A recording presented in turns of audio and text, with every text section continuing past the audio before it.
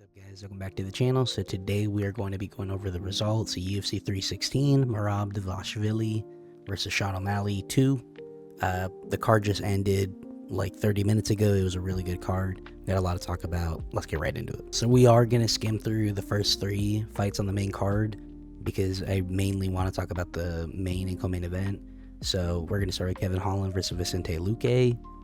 And I don't have too much to say other than Holland was being Holland. The fight went exactly how I thought it would. We know Luque is over the hump. He's just not that guy anymore.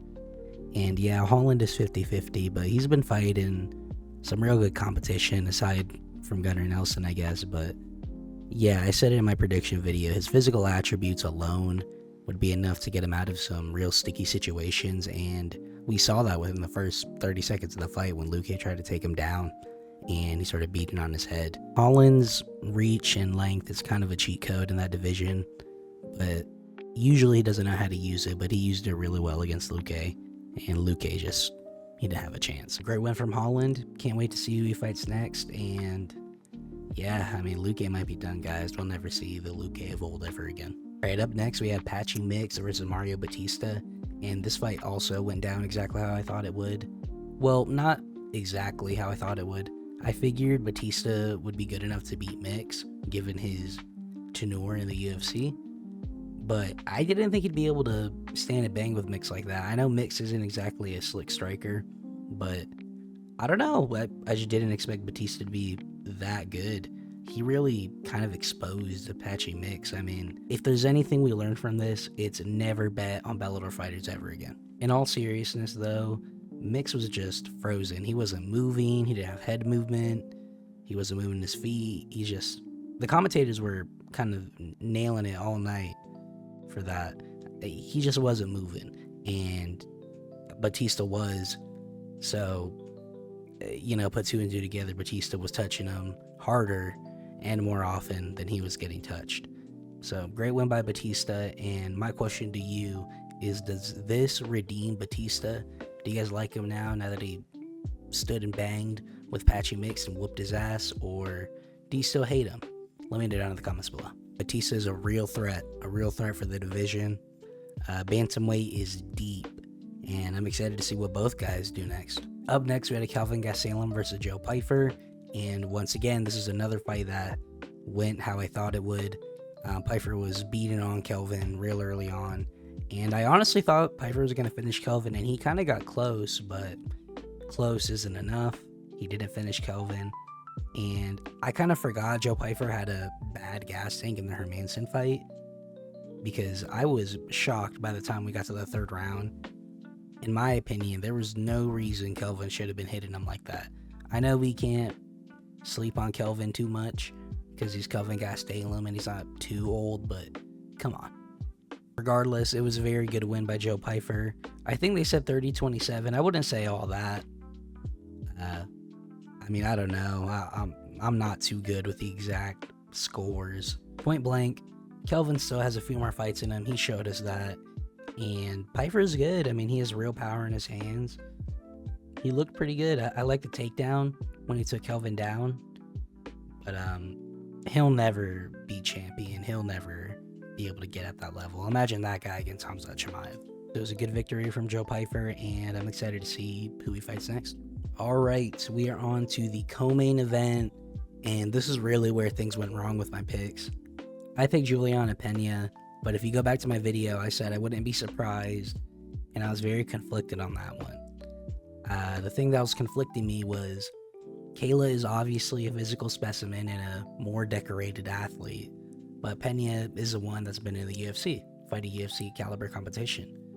So I had to go with Pena based off of the same logic that I used for the Bautista mix fight, but it did not work out for me. Kayla went in there and really fucked up Pena. I kind of knew from the jump. I thought Pena would have a massive advantage in the striking, and she really didn't. Kayla came out and looked confident, a lot better in the striking than her last fight, and I kind of knew it was wraps from there. She was big, strong in there, and yeah, I mean, I knew Kayla had to survive, and actually towards the end of the second, I was like, maybe she can pull this off. let Kayla tire herself out and catch her with something at the end, but almost the opposite happened to that round. Kayla caught Pena with something at the end. I saw people trying to diss on Pena for tapping so late in the round that they would have fucking stuck it out. No, you wouldn't have. Have you seen how swole Kayla Harrison is? Probably like 1 to 2 seconds later, that arm is getting fucking snapped. So I don't blame Pena for tapping. She hasn't fought in a while as well. I enjoyed her as a champ. I mean, she wasn't too active, but I like that she tried to sell her fights. I appreciate it. I think the hate she got was undeserved. So props to her for even getting the belt. But yeah, it is Kayla's time. Obviously, we have to talk about the return of Amanda Nunes, which once again, that does vindicate Juliana Pena for booing at her retirement, but I digress. I think Amanda and Kayla is a really good fight. They have a good backstory. Amanda leaving America Top Team because Kayla showed up there. I wish they were a bit more beefy in terms of their relationship. I didn't like the little glaze fest they were doing there on the mic. We want to face off. We want to see you two beef. We know that you two really have something deep down in there. So just bring that out, and I'm 100% in. I'm already 100% in, but if you add a little beef in there, a little bit of spice, I'm 120% in. It was a great performance by Kayla Harrison. She's Triple C now. She has 2 Olympic gold medals and a UFC belt. Quadruple C if you count the PFL belt, but who's really counting that? I'm not sure what's next for Pena. I feel like she might even retire. I don't know. We'll have to see. Guys, we are on to the main event. Merab the GOAT versus Sean O'Malley, the rematch. I predicted Sean O'Malley would win by a flash KO, but I did say a bunch of times that I would regret it. As you know, that is not what happened. In fact, Sean O'Malley became a Merab finish victim. Even Merab fans can acknowledge Merab isn't the finishing machine. He's a decision guy. So the fact that he was able to go out there and beat Sean like that, Sean did worse this time around than he did last time. I mean, Merab came in with more confidence, but he struck with him.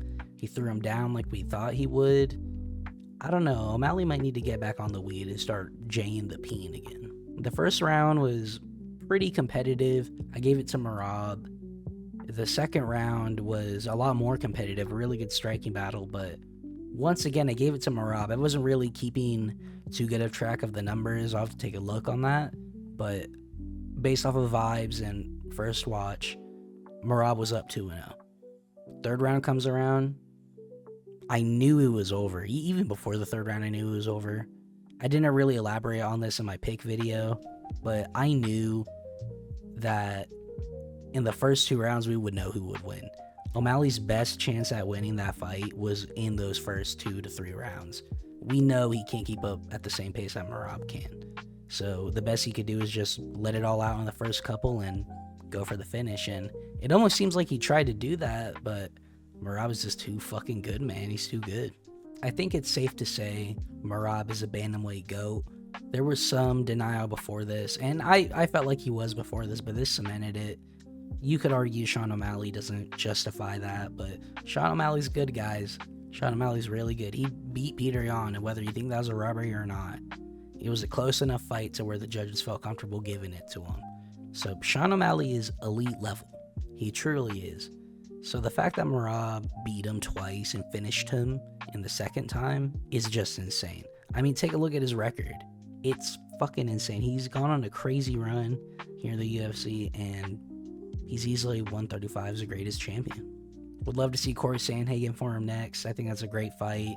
Although, I don't know what Sandhagen can do better than O'Malley. Sandhagen is actually very slick, and who knows, he might get Merab with something, but I don't know, man. At this rate, I don't know who is stopping Merab because he's getting better each fight. As for O'Malley, I think he needs to go to 145. I think Chael said something like that, but that's a good idea. I mean, he could go back down and fight a lot of the killers at 135, but 145 is pretty shallow right now. He can move up, get one victory, and he's in title contention easily. Either way, it was a really good, really entertaining fight. I didn't hear the crowd boo too much. They were fucking ruthless tonight. They were booing everybody, even during good fights. So I don't know what the fuck they were thinking, but yeah, this card absolutely lived up to the hype. I would say it exceeded it. And I'm excited for the rest of June, man. I feel like this is a good sign. It set a tone, and we'll probably have a real good month of fights. All right, that is going to be it for today, guys. I just wanted to do a quick reaction review video. I have work in 2 hours, so I'm gonna go ahead and wrap this up. Make sure to like, subscribe, share with your friends. We're a real small channel. It goes a very long way here, so every interaction truly counts. Follow me over on X/Twitter at SockOnDsLive. I live tweet during the fights. I post all of my picks there, so come check it out. And yeah, turn on notification bells. Gonna be uploading another video probably Monday or Tuesday, elaborating more on the results and chain reaction to things of this fight. But yeah, just stay tuned. We have a lot coming, and we're gonna be taking over the MMA scene this year. So yeah, thanks for watching. See ya.